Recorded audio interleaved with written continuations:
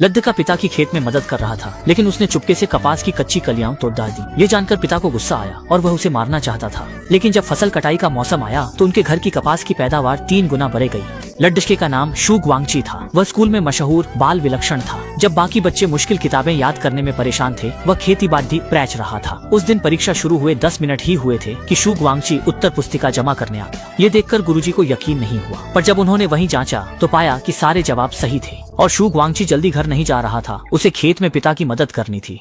इतना होशियार और आज्ञाकारी छात्र पाकर गुरुजी बहुत खुश हुए, पर कौन जानता था कि जल्दी परीक्षा खत्म करने वाला ये विलक्षण बच्चा अपने पिता को गुस्से से लगभग बेहोश कर देगा। स्कूल के बाद शू ग्वांगची बिना रुके खेत में पिता की खरपतवार निकालने में मदद करने पहुंचा। उसने देखा कि पिता बहुत चिंतित थे। उनके कपास के पौधे घने हरे भरे थे, उनमें सबसे ज्यादा कलियां थीं, पर पैदावार और गुणवत्ता हमेशा पडड हौसी बूढ़े जांग से कम थी। पिता हैरान थे। दोनों एक जैसे कपास के बीज इस्तेमाल करते, खरपतवार निकालने और खाद डालने में भी मेहनत करते, तो फिर इतना फर्क क्यों था? शू ग्वांगची भी ये जानने के लिए बहुत उत्सुक था। तभी बूढ़े जांग भी अपने खेत में खरपतवार निकालने आ गए, तो वो चुपके से बूढ़े जांग के खेत में जासूसी करने चला गया। बूढ़े जांग उसे देख न ले, इसलिए शू ग्वांगची ने पत्तों से छिपने का एक खास जुगाड़ बनाया। लेकिन बूढ़े जांग तो बस साधारण तरीके से खरपतवार निकाल रहे थे, उसमें कुछ भी अजीब नहीं था।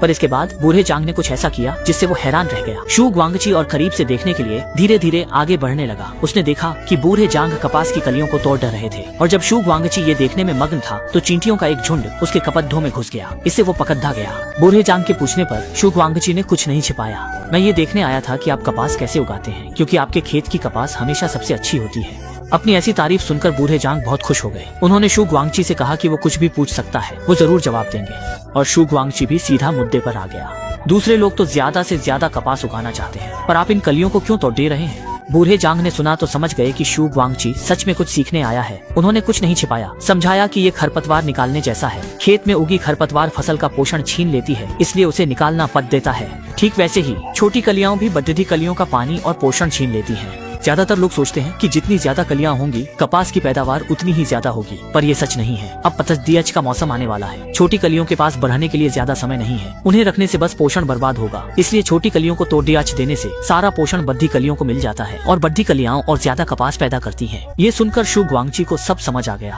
अच्छा, तो ये बात है। शुक्रिया बूढ़े दादाजी। बच्चे, तुम्हारे मन में सवाल हैं और तुम उनकी जड़ तक जाना चाहते हो, ये अच्छी बात है। अगली बार खुलकर पूछना, ऐसे छिप छिप कर नहीं।